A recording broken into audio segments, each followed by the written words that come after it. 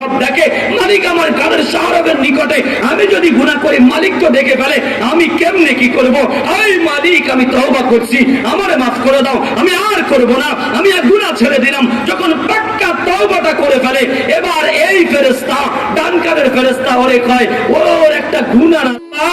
আর আল্লাহকে বলে আল্লাহ এত কথা বলি গো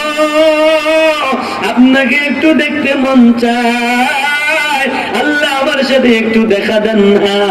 আল্লাহ কয় মুসা দেখার বিষয় না